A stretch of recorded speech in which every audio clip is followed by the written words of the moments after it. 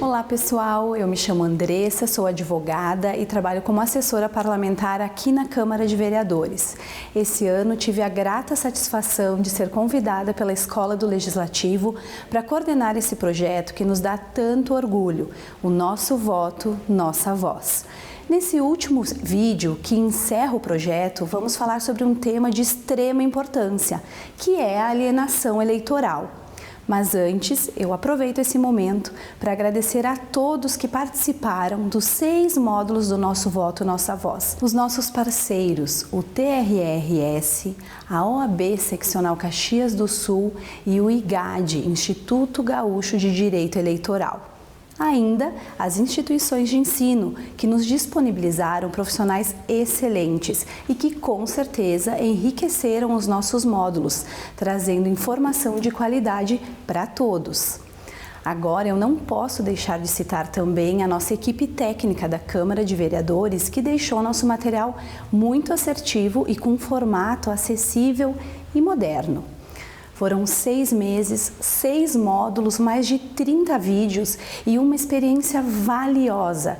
E esperamos que tenham gostado e que o propósito de levar conhecimento e informação sobre as eleições tenha sido alcançado.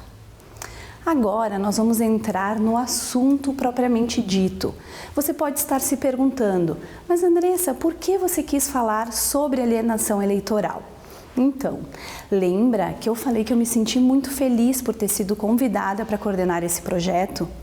Claro que isso se deu pela responsabilidade e experiência que todo desafio nos proporciona, mas o principal motivo foi porque eu acredito que precisamos melhorar como cidadãos politizados. E acredito ainda mais que isso se dará somente por meio do conhecimento. E um aspecto que devemos nos dedicar a compreender para evoluir enquanto sociedade é a tal da alienação eleitoral. Mas então, o que é alienação eleitoral? Para entendermos de forma mais didática, vamos separar o termo em 2 partes. Primeiro, falaremos do significado de alienação.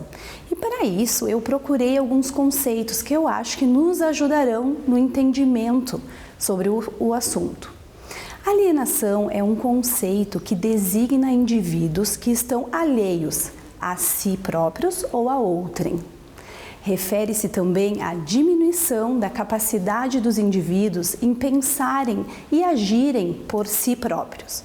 Mas para mim, o conceito que mais se aproxima do nosso tema é o seguinte: a alienação eleitoral é definida como a falta de consciência por parte do ser humano de que ele possui um grau de responsabilidade na formação do mundo ao seu redor.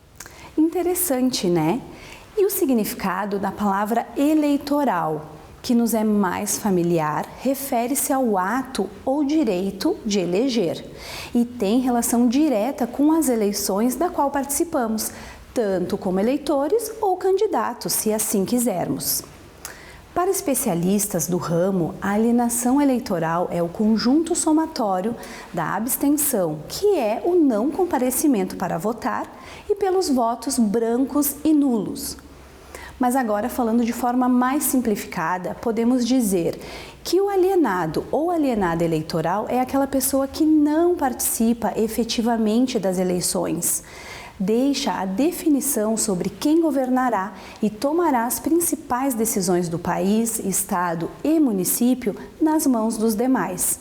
Veja bem, dentro do processo democrático e da forma como o nosso sistema eleitoral é criado, nós temos o direito de votar em branco e nulo e até de se abster de votar, mesmo tendo que após regularizar a situação junto ao cartório eleitoral. Mas isso não significa que seja a melhor saída para o Brasil e para os brasileiros. Por isso, a partir de agora, eu trago alguns dados divulgados em um artigo do chefe do cartório eleitoral de Caxias do Sul, Edson Borowski, para que possamos aprofundar esse tema. Então, vamos lá.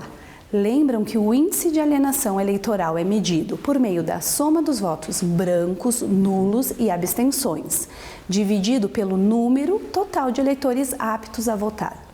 Essa informação é importante, pois agora falaremos concretamente dos números de algumas eleições brasileiras. Separei alguns dados, levando em consideração o período de 1989 a 2018, nossa última eleição para a presidência da República.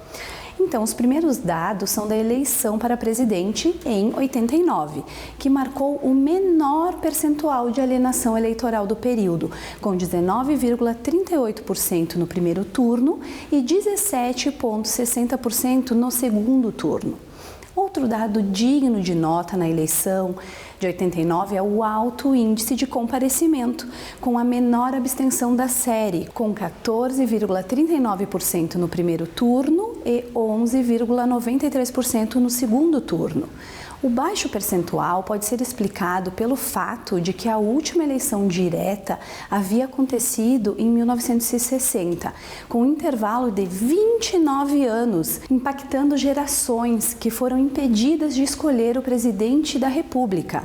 Já nas eleições de 94 e 98, tivemos os piores índices de alienação eleitoral, chegando a 33,22% em 94 e 36,17% em 98. Em 2018, também houve um alto índice de alienação eleitoral, 27,33% no primeiro turno e quase 29% no segundo turno. E olhando para as eleições estaduais, vemos que para governador não foi diferente. E em 2018, o índice de alienação eleitoral chegou ao patamar de 35,02% no primeiro turno. Vejam que esse cenário, mais de 1/3 dos eleitores abriu mão do direito de participar da escolha do governante regional. Se fizermos uma análise crítica dessa situação, temos a clareza de que o voto dos alienados eleitorais poderia ser decisivo na escolha de um ou outro candidato. Mas por que isso acontece? Um dos fatores que contribuem para essa cultura é a desinformação, pois não raramente vemos casos de pessoas propagando notícias falsas, como por exemplo, aquelas reiterando que com a maioria de votos nulos poderia anular a eleição. Também existe um incentivo para votar em branco, anular ou abster-se como forma de protesto. Sobre isso, é importante saber que a página do Instagram do Tribunal Superior Eleitoral tem um destaque com o título Fato ou Boato, e lá eles esclarecem todos esses mitos e distorções que aparecem nas redes sociais. Bom, pessoal, agora a gente fica por aqui e agradece a companhia de todos vocês que estiveram conosco nessa caminhada. E lembrem-se de fazer a sua parte como cidadãos, porque o nosso voto é a nossa voz.